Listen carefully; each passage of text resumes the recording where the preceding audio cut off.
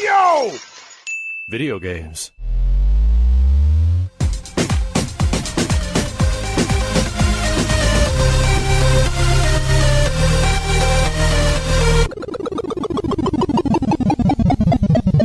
What up, dudes, and welcome back to the YoVideogames podcast. I'm Matt. And I'm Andrew. And once again, thank you to all our generous patrons who kept us going for over 400 episodes. Yeah, if you're interested in becoming a patron at any level, please check out patreon.com/YoVideogames podcast. Dude of the week is Brandon P. Thank you, Brandon P. Thank you. We have a couple of Brandon P's, so it's both of you. Both of you are. I'm not going to accidentally dox anybody, so it's just both of you. Both of you, if you meet each other, high five. Thank you so much. Really appreciate it. We've had it's a wild news week.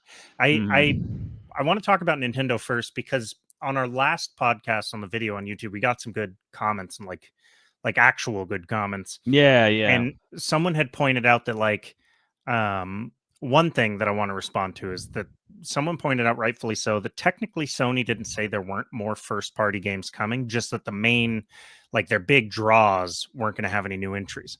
And the only response I want to give to that, because it is a good point, I mean, they didn't technically say no first-party at all, but why would they play games like that? Yeah. The surprise isn't worth it, is all I'm saying. Well, also at this point, too, you got to think about, okay, it's February of this year, right? We had known by February of last year that Spider-Man was going to be their big fall title. Right. There's a certain point, obviously everyone's playing a little more close to the chest. Everyone's kind of announcing a little bit later than they used to or whatever. But I do want to just kind of say overall that it's if they had a major first party title for this fall or this year, they'd be known. They would have said, yeah. Because Death Stranding 2 exists, and they had a big blowout. That's the second time they've shown the game, and this was the big long-form trailer, and it's next year. Did Death Stranding sell that much? Death Stranding here's from what I understand, is that it sold copies. We're talking, in the millions, in-ish millions, low millions. But I have read, you could call this tales from my asshole, if you wish, that Sony was not exactly thrilled with the numbers of Death Stranding 2. It was okay. I think it's kind of like a Final Fantasy 16 situation where, okay, it sold what it needed to, but we were kind of hoping for a runaway success. Right. Even if you love Death Stranding and you want to say it's the greatest game in the world, the biggest success that ever happened, the most successful new launch, blah blah blah blah blah. I think Sony was kind of hoping for probably a little more than it got, which surprised me that they were kind of okay, let's go ahead, let's do Death Stranding 2, and then let's do I forget what it was called. Psyops. It's not Psyops. It's Midway. But They're going to do his spy movie or his espionage movie game tie-in. So it was kind of surprising in a way where it was Sony would basically double down. So they must have been okay enough with the sales of Death Stranding as it was to greenlight a sequel and another game. However, that's surface level. Because I think behind the scenes there is still stuff to read into this. Because everyone's they loved Death Stranding. It was the best thing ever made. I would suck Kojima's cock if he was in front of me right now. Okay, you pull that aside from you for a moment. That's on our OnlyFans. You can't get that as patrons. You pull that aside, and I'm thinking here. Okay, hold on. Yes, they doubled down, which means it sold well enough that they still want to continue this relationship with him. But however, that second project is absolutely them going, okay, we want a Metal Gear game. We're working with you. We gave you Death Stranding. It sold well enough. You can do a Death Stranding 2, but I want a Metal Gear game.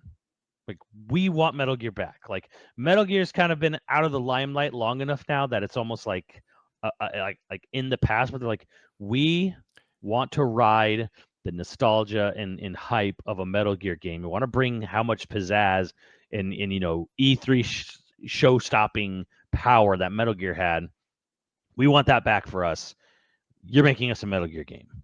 And I wouldn't be surprised if the conditions for getting Death Stranding 2 greenlit were also that, okay, cool, but we want this as well. I agree. I think that's absolutely exactly what happened. I also think that OD or whatever is, I think it's a little bit part of that. And this is why I think Kojima was hedging bets about whether or not he was going to have a fallout with Sony. Because I've never seen Kojima have this many games going at once that he was supposedly directing. And so part of me is like, everything worked out fine, and so now he's got 3 projects he's got to focus on. It seems like he was probably hedging bets. And here's the thing: I heard 2 years ago. I mean, whatever. Again, tales from my butt. You don't have to like take it as I don't. My sources. I made it to F up, right? I had heard that Project OD was actually passed on. Sony passed on the project. Oh. That he had this proposal, and Sony was like, Death Stranding didn't sell that great. And they passed on it. And Microsoft found out and swooped in. We're like, okay, we definitely want our own first party Kojima game. So part of me is thinking, again, like in my head, because these things happen years in advance. He proposed this. Sony passed on it, and then he said, okay, well, what if I do a Death Stranding 2? And then Sony said, well, what if you also give us a Metal Gear? Not Metal Gear 8, not Metal Gear. Yeah. So the way it's a lot of projects. Yeah, again, 3 projects being made here, because it was probably like, I want to do OD. No, hard pass on OD. And maybe he goes, well, okay, well, how about I countered this, and they're like, well, that's going to take a while. Can you give us a Death Stranding 2 before you get to your espionage thing? And they're like, sure, kind of thing. Like, however it shook out. But I had heard years ago that Microsoft, were swooping in to grab a project from Koji Pro, that Sony passed on it, because Sony wasn't really overtly thrilled with Death Stranding. Like, they were okay with it, but they weren't like thrilled with it. It's outperformed. So, and all that being talked said, about like Xbox has. It looks like Xbox is shaping up to maybe have a vision for next generation, which it's been 2 generations that they've sort of been floundering. But it looks like they're going to have a. And they officially announced their projects, and 2 of them were very unceremonious. Where like they announced Hi-Fi Rush is coming to PS5. And Sea of Thieves is coming to PS5. They're coming very soon, like April and May.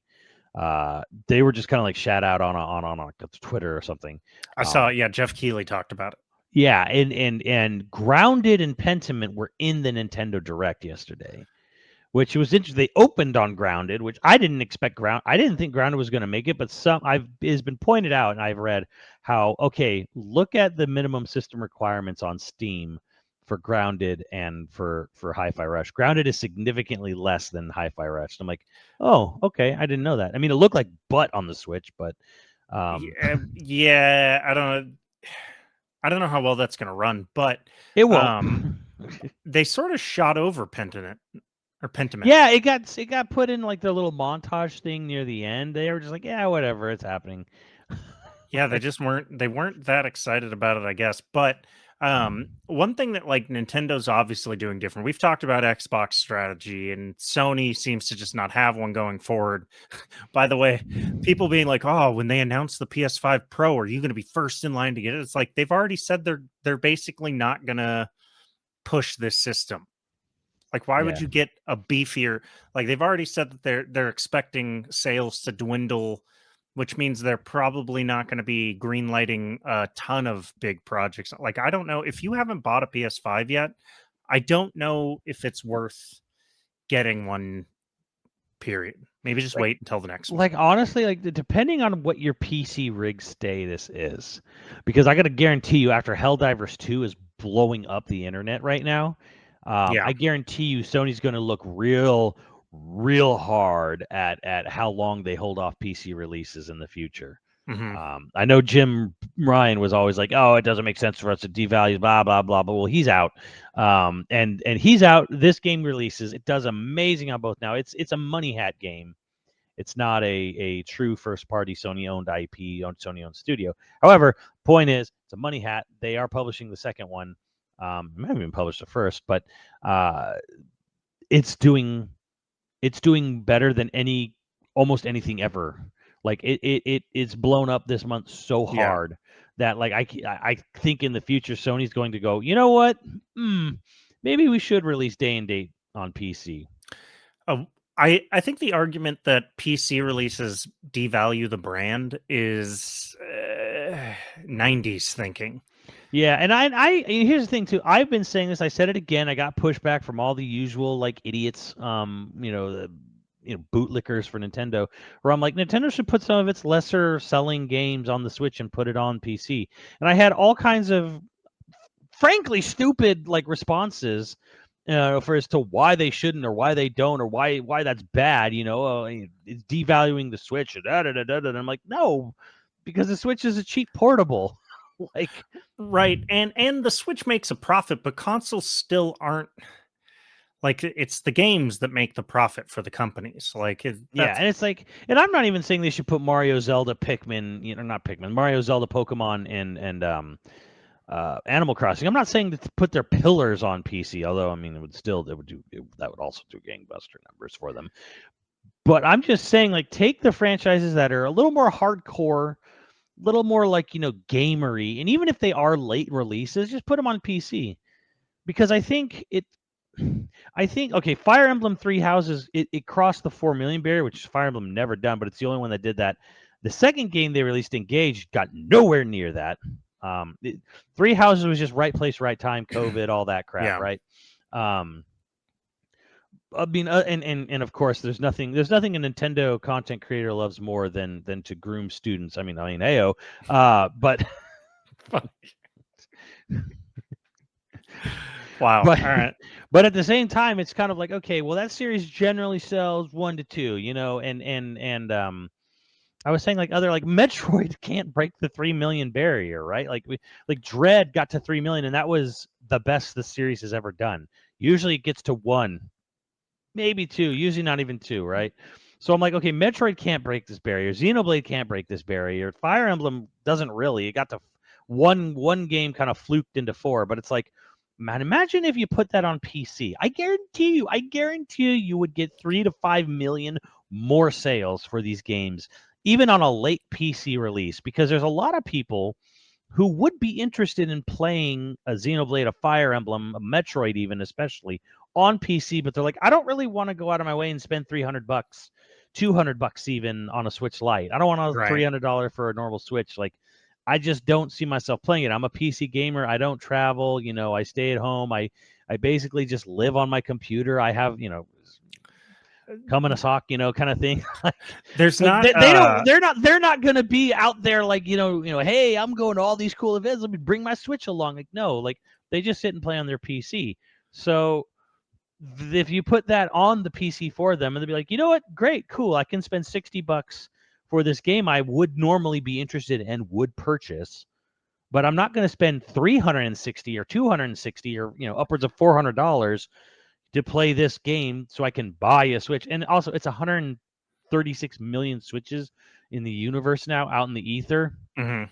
So the user base is so large, and some of these bigger hardcore, even Nintendo first-party hardcore games, they're not going to sell anymore. You know what I mean? They have sold as much as they are going to sell this many years in. Like, isn't it like there's like 1.2 billion PC gamers? Something like that, it's right? Stupid, right? Then there's like 600 something million console gamers, and apparently there's very little overlap between the two, like in terms of percentage. I'm sure the overlap's greater now, but either way, like, just kind of like my point is now is that people would rather play a better looking running version of a game, even if it's late, for a game like Fire Emblem, Xenoblade, Metroid, right, on PC, after the fact, because at this point, every person on God's green earth has a Switch that wants a Switch and is going to get a Switch. And if they haven't bought those games for their Switch now, they're not going to buy them. But there are PC people out there who would definitely be interested. Right, and there's not going to, like, that's not a potential Switch buyer who, Yeah. you're not going to convince. That's my point. It's like there's not overlap there. It's not like if they wanted a Switch, they'd have a Switch. You're basically just getting new customers very easily. Like anybody who wants a Switch will get a Switch. They want to play it on Switch. They want to play it on PC. Who gives a shit? You make all of your profit on games. And they made it to that point like a few years ago, like halfway into the Switch's lifestyle. It was you were at that point where it's like if you want a Switch, you get a Switch, kind of thing. Right. Like, you got to the point where they were everywhere and they were easy to grab. Yeah. So yeah, and I think Sony's kind of learning this, probably going to be learning this the hard way real fast with Helldivers too, where it's like, maybe we should do more PC releases, because the thing is like people tend to think of like PC as a competitor. It's like it's going to take away, and like I don't even understand. I mean, this is some old dinosaur Japanese business way of thinking that they've gaslit a lot of people, on the a lot of fans into thinking this way too. But it's like everyone has a PC, everyone, in some way or another. Now, does everyone have a game ready PC? Absolutely not. Of course not. But like everyone has a PC. Right.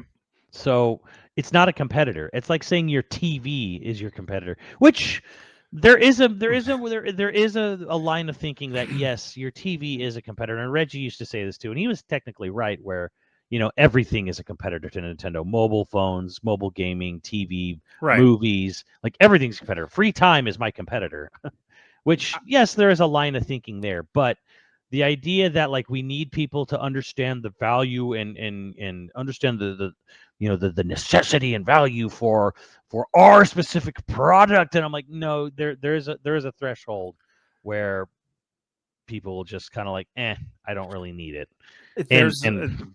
So there's this thing where like people learned that lesson when they first got into games, where it's all like, oh, brand value, that's the thinking, that's why you have to have console exclusives and stuff, and then they stopped learning anything else about it. It's why when like I say, oh, Phil Spencer and Matt Booty, they clearly understand where the industry is going as a whole, and that's why they're saying like, hey, we want to meet you at the screen you have.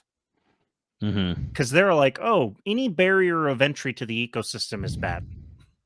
They're thinking in a future where they have to compete with Netflix and compete with, any screen.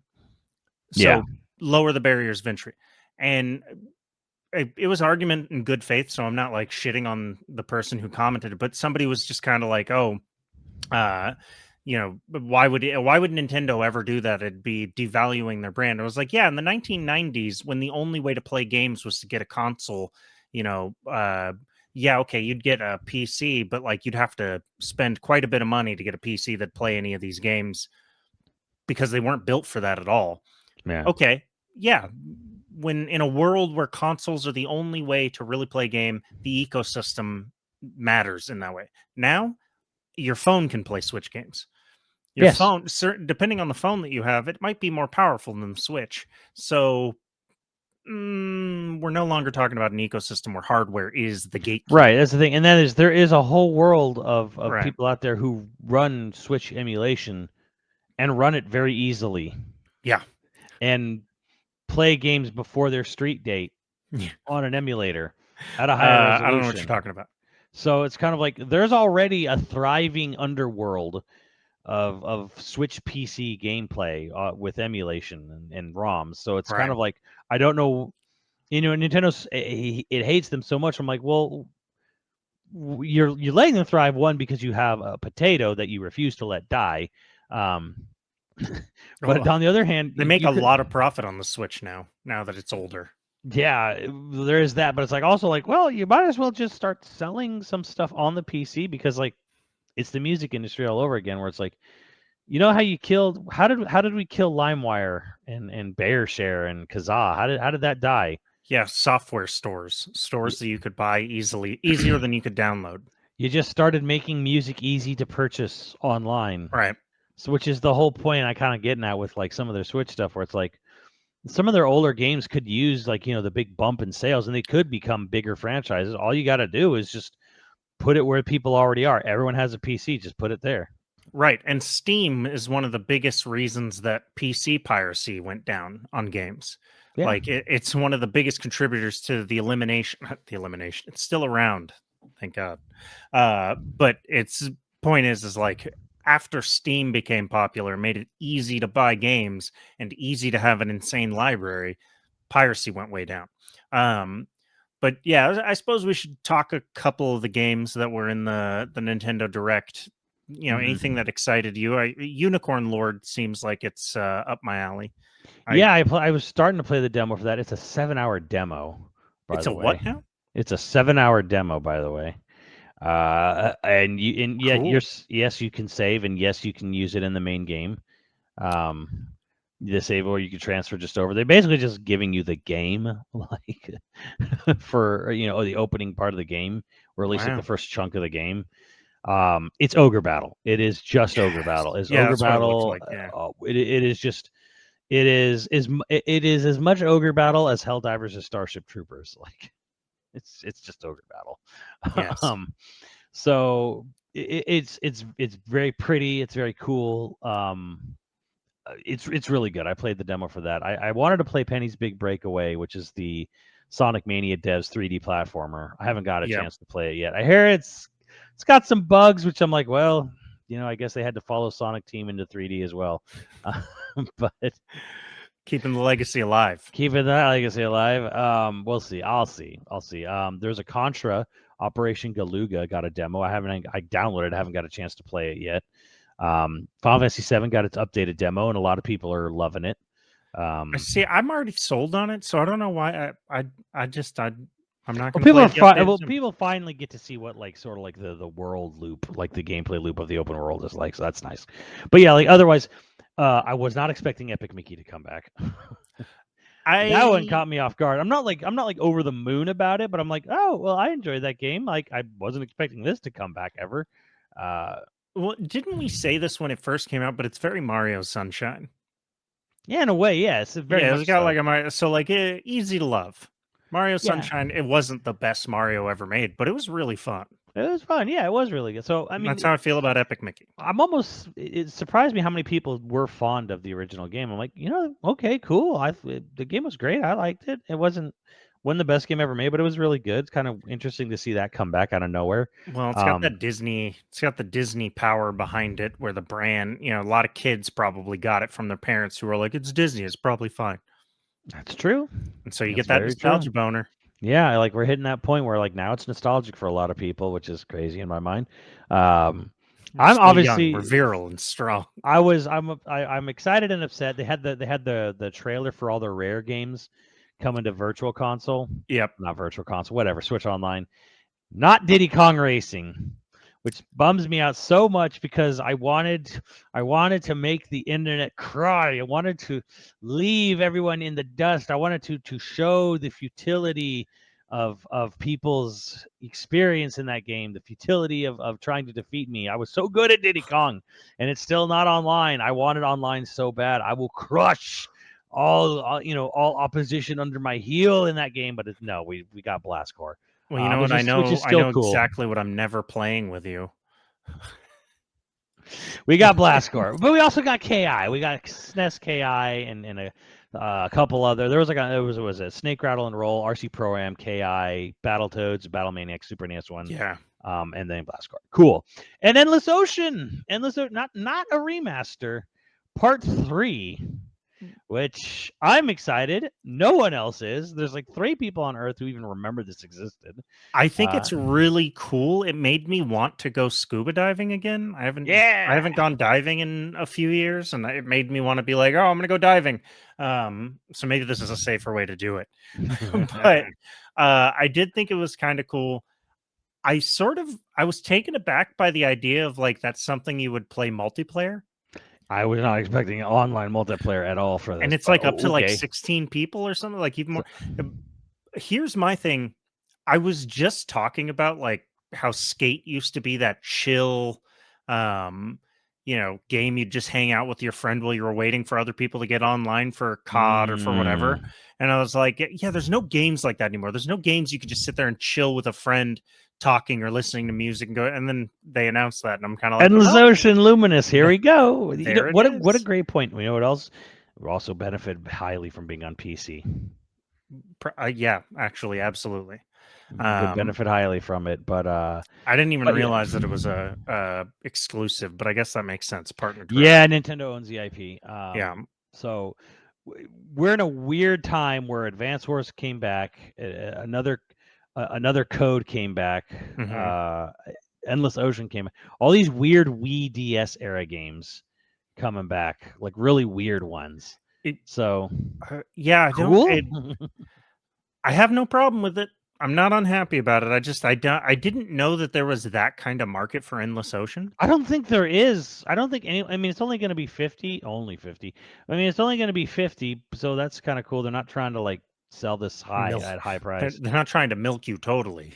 Not totally, but I'm kind of excited. Like you said, it's almost like it's the wonderful game to just hang out and talk with people, or just while you're waiting for something else. You know. I don't want to discuss anybody, but it's a good pooping game too.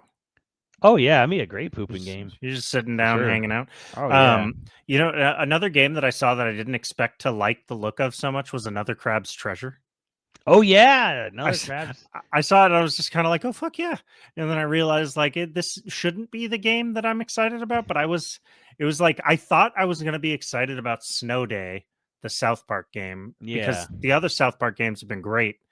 But I was sort of like, maybe I'm over South Park games. But Another Crab's Treasure comes on, and I'm kind of like, oh, I like this. This is cool.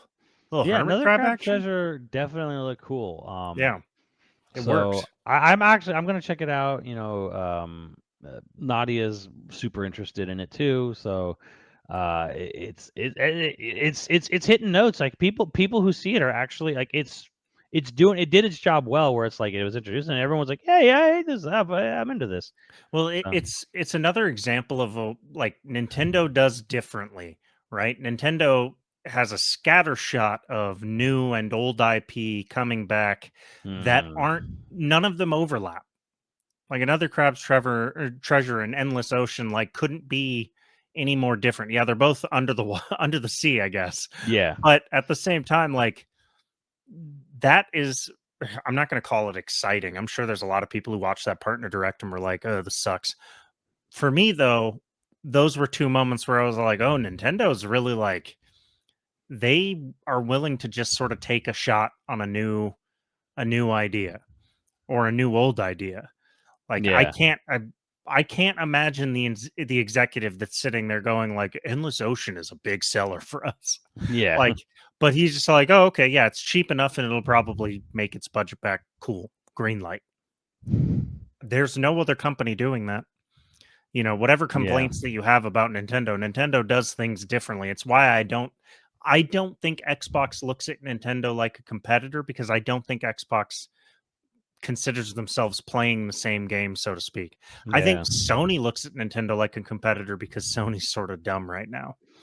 They weren't always right. 10 years ago, Sony was like the ones that were really, they got it. They really understood what was going on in the industry.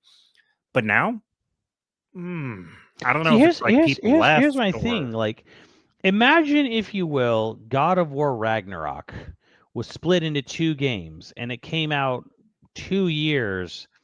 Like, part one came out 2 years after God of War 2018, right? And then the second half of that game came out, you know, last year or whatever year it came out, right? We're 2022.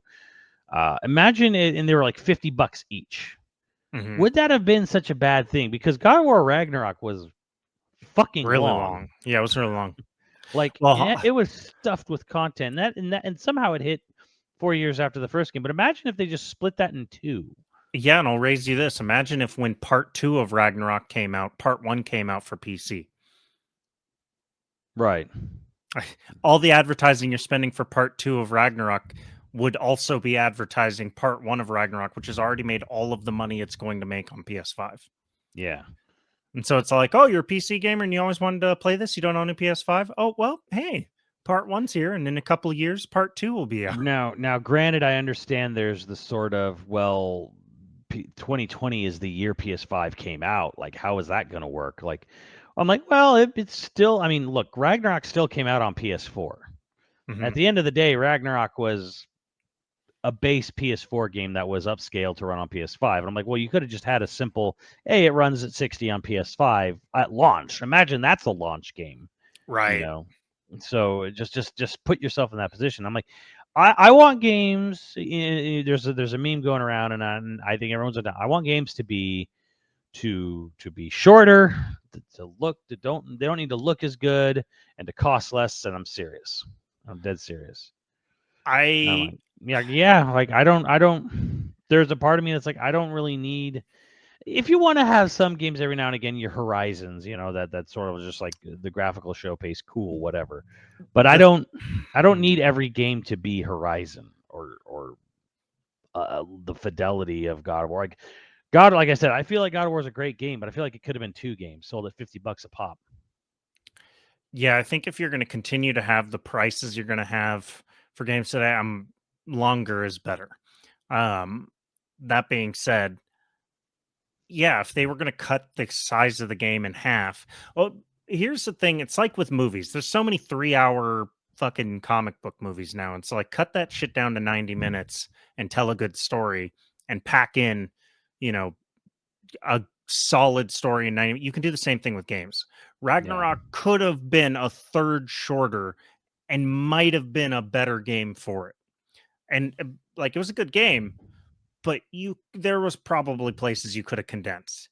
Now granted, I'm not that mad about it. I played it all and I liked it. Oh, I had a But great time with the game, but like I also feel like it could have been a little shorter. You could have split it into 2 games and it totally would have been fine. although I do think it is different for the average person versus like again, you're a content creator, you got a lot of games to play. You got to play them.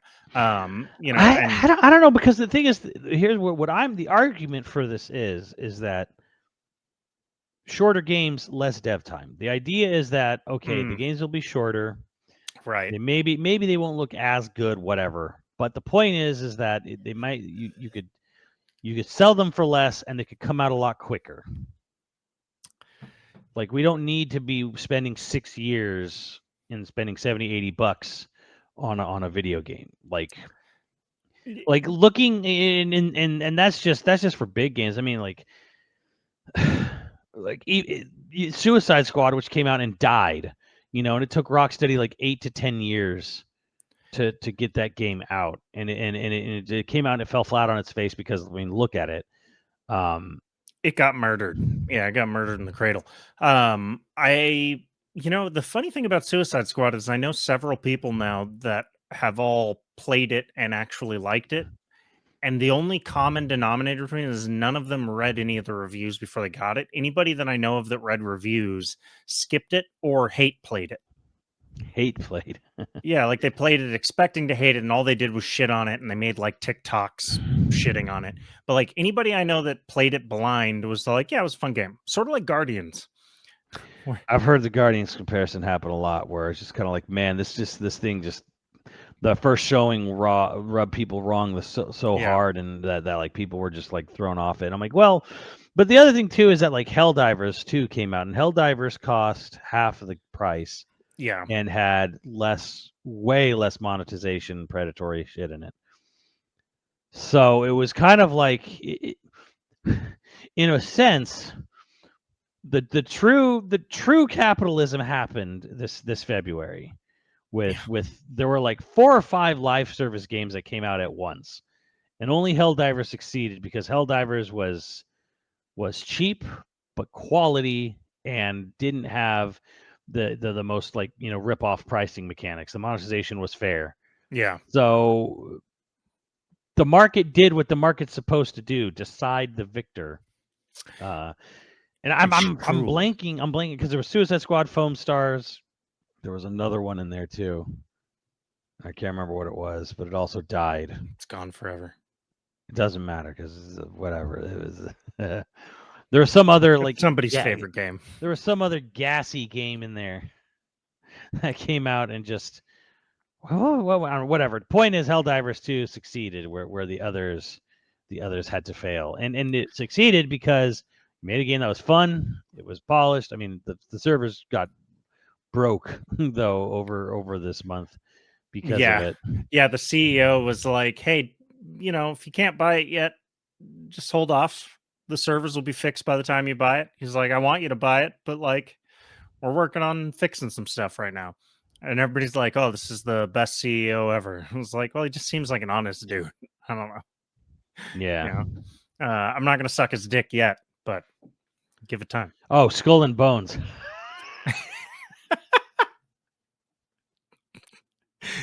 Easy to forget about Skull and Bones. Poor Skull, and I played it.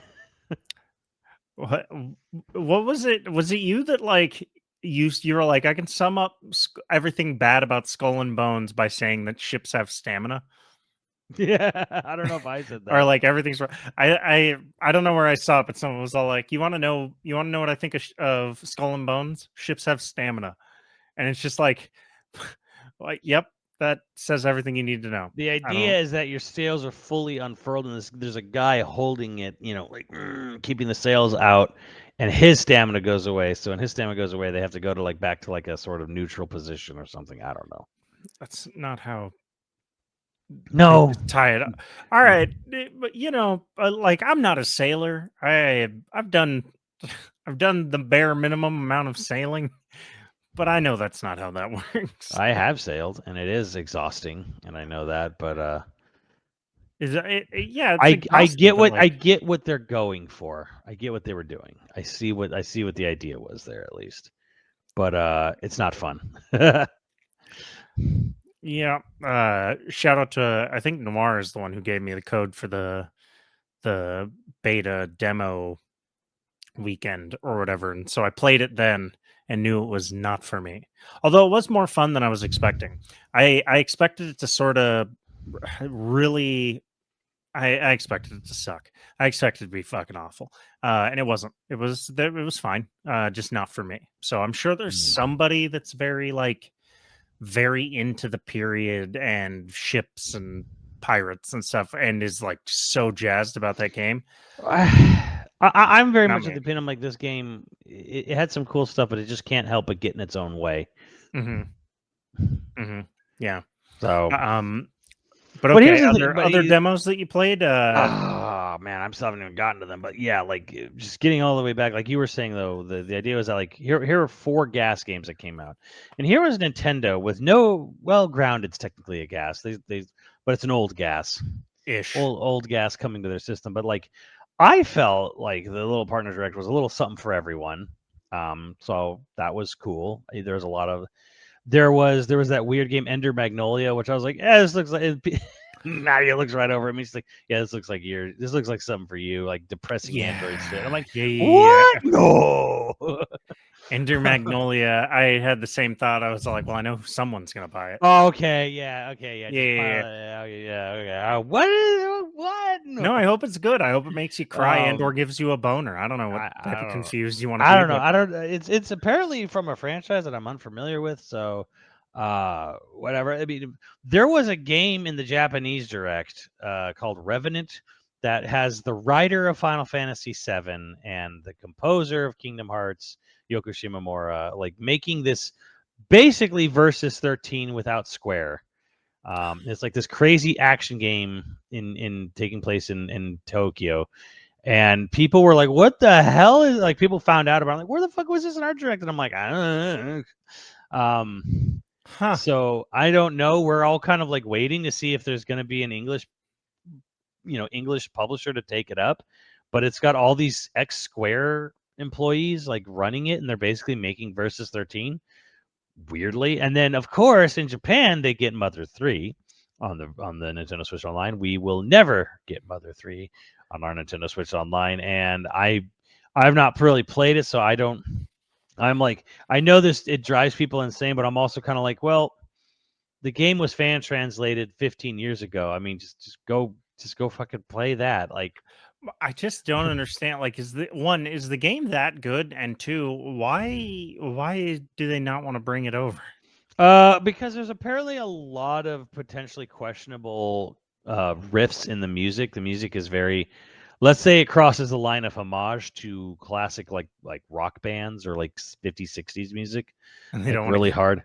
So there's that. they don't want to get Room sued. that's speculation one. The other one is there is a village called of magic gypsies who are all very much just sort of stereotypical coded transgender people who, and there's some really sort of like, this is kind of insensitive, Huh. probably wouldn't fly. Like there's even like this weird sort of like scene where like you possibly get diddled in a hot spring by one of these gypsies. So there, it's just probably not going to come out. People are like, they'd have to change so much The stuff. main character's a kid? Yeah, little boy. Oh, so not a consenting adult. Yeah, that's weird. Yeah, there's some weird stuff in Mother 3 that's kind of like, because they don't say that, oh, you know, the gypsies are you know, one are supposed to be one thing or another, but like you look at it and you're like, okay, well, that's supposed to be either a cross dresser or transgender, but like a very, very insensitive stereotyped one. So And isn't gypsy a also a slang. slur? Yes. So the game's just not coming out Yeah, in it's just never America. gonna. Yeah, I mean, someone will burn down a store. That's Just that sounds wild. That yeah, game. just let it go. Yeah, I mean, I've never been obsessed with it or anything. I just never understood why it wasn't coming. But if that's the laundry list, like, yeah, somebody's gonna just like that's wild. Okay. Just Uh, no, no. speaking of wild ass games, though, Elden Ring has a Yeah, and everyone's still excited, and I get it. If I love the game as much as some people did, I'd be still excited too. I just make the argument 2.5 years is a very long time for DLC. yeah, they could have been halfway through another game Yeah, like holy or God, done with another game, really. like holy God, that's a long time. Uh, sure, it looks like more Elden Ring. And is it going to be huge? How big of a DLC is it going to We be? don't know because it's an Elden Ring trailer, which means it's a bunch of like dark fantasy word salad, a And bunch of slow panning of bosses, slow mo of people just fighting, you know, chopping things or shooting crossbows at things, and then really no context given for sick what ass any of it music really too. means. And then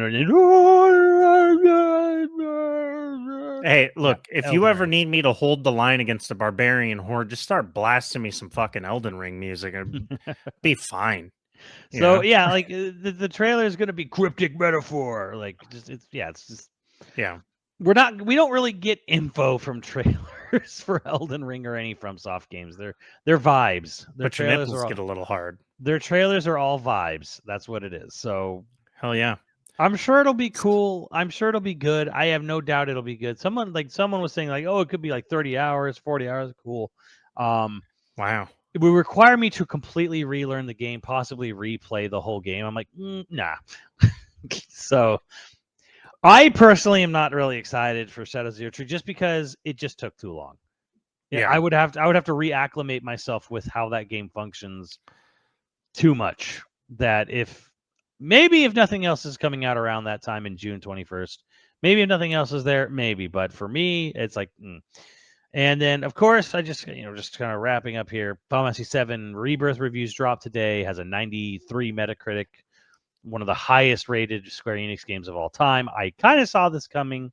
Right. I just got a vibe. I got a feeling from it because I've played a lot of the game up to this point, and yeah, Yeah. this seemed like the game, for them. So Well, Damiani was saying that like it straight up scratched an itch he didn't even know he had. Basically, where he was talking about like how he'd played 14 pretty much at least every day until he got a hold of this, and then it scratched an itch where he didn't touch 14 for a couple of weeks. He was like, it was an addiction he didn't know that he needed fulfilled. So that's a pretty like glowing review.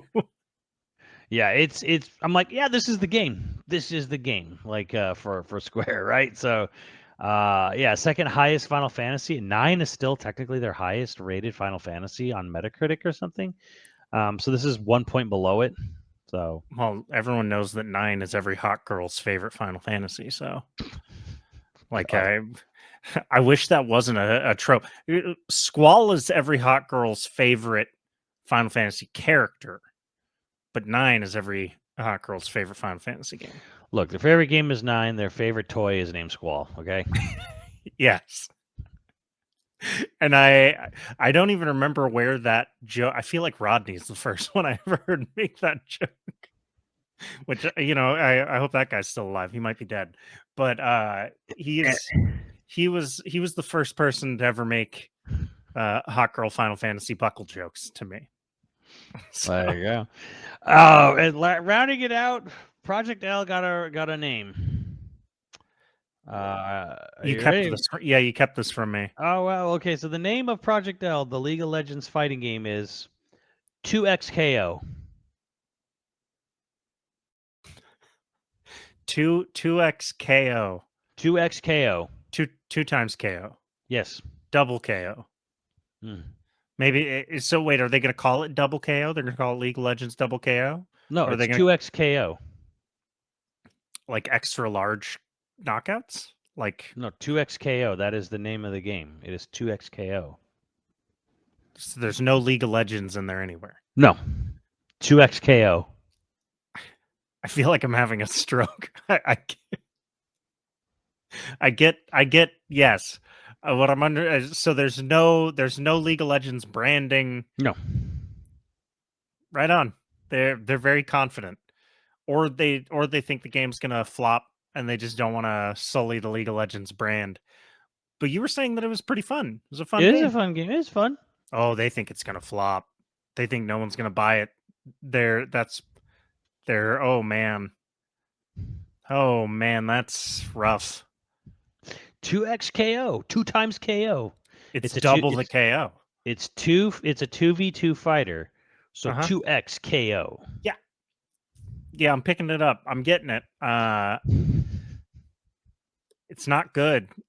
No, it's not. It's a bad name.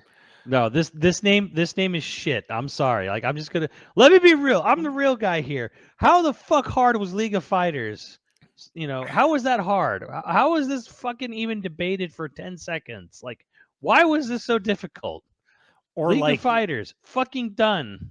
League of Fighters, Legends, Fighter Legends. Like I don't know. There's like a million other good names, but also why wouldn't you want to use the League of Legends brand? It's a huge brand. Why wouldn't you want to tie it in there? Because you think it's gonna flop. You don't want to sully your brand. It's the only reason I can think to do that, which is sort of a shame because it's by all accounts it's a good game. That's rough. Yeah, I don't know. League of Fighters. And I know who was it? Like Tom Cannon, one of the Cannon brothers, founder, Evo founders and people working on, the director of the game. He's his statement is, he made it, naming is hard. I actually didn't really dig the names of past projects at first, Evo, Radiant, Rising Thunder, but they grew on me over time. I'm like, really? Rising Thunder had to grow on you? Whatever. The team worked really hard to land on 2XKO, and I loved it right away. Glad so many of you do too. Well, wait, you just said a bad thing.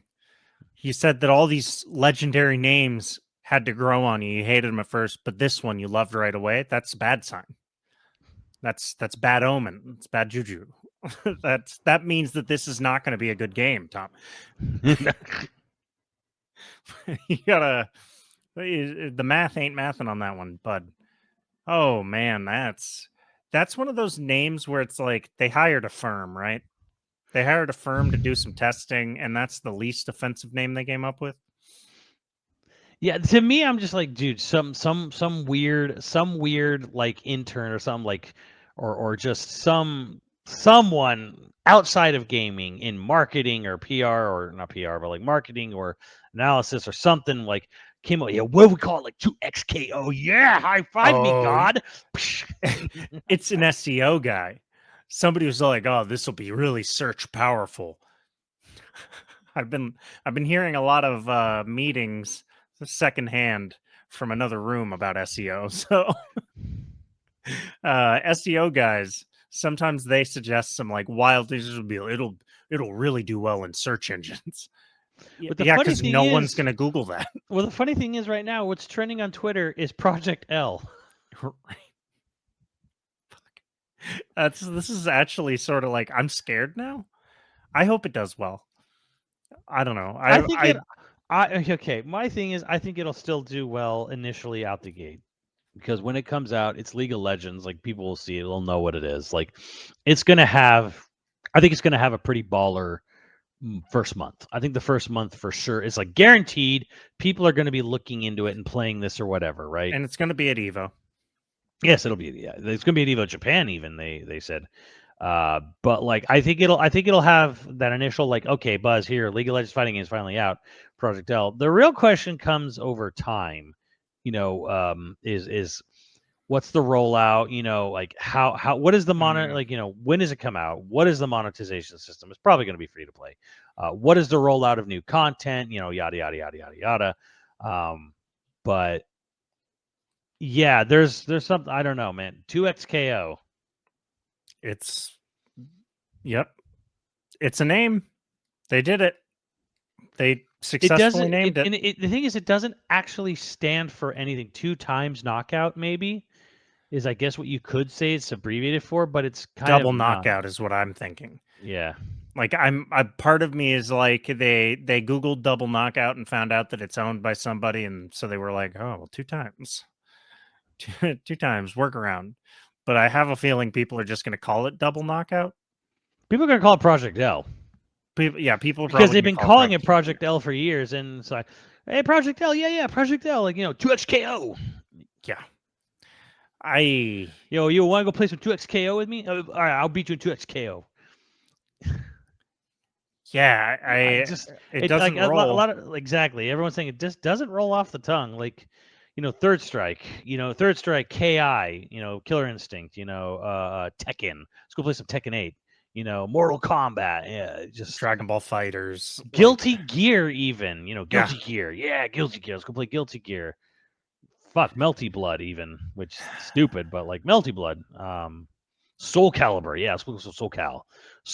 Even abbreviated, like, where are you gonna go play? Let's go play 2XKO. I'm gonna beat you 2XKO. Yeah, my 2XKO. My 2X is better than your 2XKO. You can't 2XKO me. Huh. Yeah. All right. Well, that was I guess we have the audience. You can tell us if you like it. Yeah, how do you guys feel about the name? Because I'm gonna be real with you. I think this name is dumb. It's not good.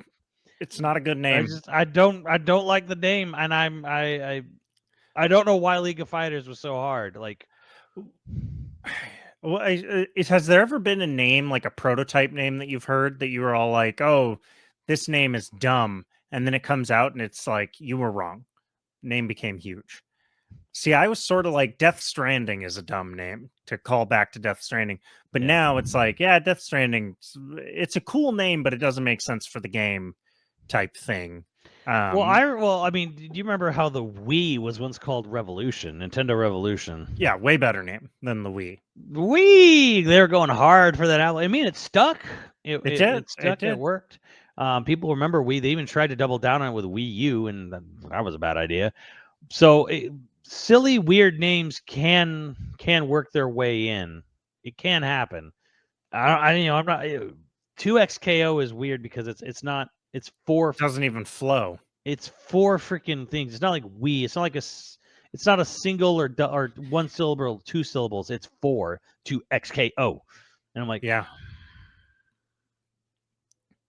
I don't know. I don't know. It just, you know what my problem is? It just gives me XFL vibes. Which leads us into our final topic, Starship Troopers. We've been building up to this. The discourse has been wild. No, I'm kidding. I don't even want to get into it. Jesus. But that XFL, like, it was like somebody there's a big person, like, is it The Rock that invested in the XFL? who invested in the XFL? Oh, It's still a yeah. thing. It's still going, and it's apparently a lot of fun to see. It might have been The Rock. I can't remember who, but it's like But it's like he saw Starship Troopers, like that's what football needs. Like he saw that, and he was all like, "We're gonna have that." see, the thing is, I get why you'd want to have. I don't know why you call it XFL, but there was, and apparently there was something in like late '80s or something where they tried to have an off-season football season. Yeah, the as well. Extreme Football League. It was like, it was AFL or something. I don't remember what it was. But yeah, like an XFL is basically trying to take like arena football and bring it back or whatever. Like, I don't know. Like, just the whole part of me is just there's like, man, like, why'd you do this? Yeah. Dragon Ball Fighters, like it was basic, but man, did it just Dragon Ball Fighters, play some fighters, Yeah, like Fighters Z, and like just Dragon Ball Fighters, which makes sense. Yeah, I mean it's dumb, it but works. it's like Dragon Ball Fighters. It rolls off the tongue. Look, dumb names are fine when they roll off the tongue. Like if it's like, look at all the dumb names that are alliterations, but they work because they're alliterations. Of course, now I'm blanking on an example, but like dumb names work. They're fine. The thing is, there's too many like bursting syllables in there. Having 2x KO, no real way to be like, KO or like, what are you gonna call it? 2x. Let's go play some 2. Maybe that's gonna be what it boils down. Let's go play 2x. People maybe just start calling it that, or I don't think they're gonna start calling it KO. They're just gonna be like 2x. Let's get some 2x in. I guess.